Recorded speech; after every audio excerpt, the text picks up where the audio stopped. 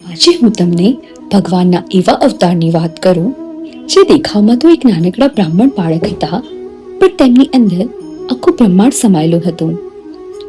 એ હતા ભગવાન વિષ્ણુનો 5મો અવતાર, વામન અવતાર. એક એવો રાજા હતો જે એટલો દાનવીર હતો કે તેના દરવાજેથી કોઈ ખાલી હાથે પાછું ફરતું ન હતું. એનું નામ હતું રાજા બલિ. દાન આપતા આપતા રાજા બલિએ 3 લોક ઉપર પોતાનું સામ્રાજ્ય સ્થાપી દીધું. દેવતાઓ પણ ચિંતામાં પડી ગયા. ત્યારે ભગવાન વિષ્ણુએ એક નાનકડા બ્રાહ્મણનું રૂપ ધારણ કર્યું અને રાજા બલિની સભામાં પહોંચ્યા.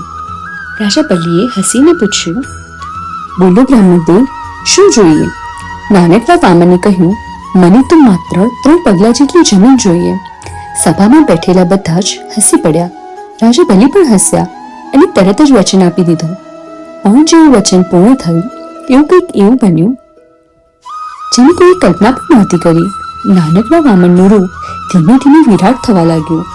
એક પગલામાં તો તેમણે આખી પૃથ્વી માપી લીધી, બીજા પગલામાં આખું આકાશ. હવે 3જું પગલું મૂકવાની જગ્યા જ બચી ન હતી.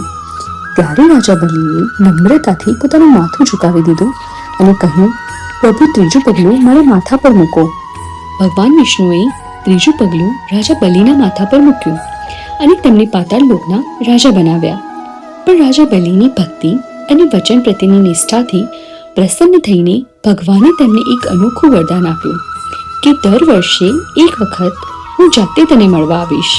કહેવાય છે કે આજે પણ આ ઘટનાની યાદમાં દક્ષિણ ભારતમાં ઓનમનો તહેવાર ઉજવવામાં આવે છે. તો આ અવતાર આપણને શું શીખવે છે?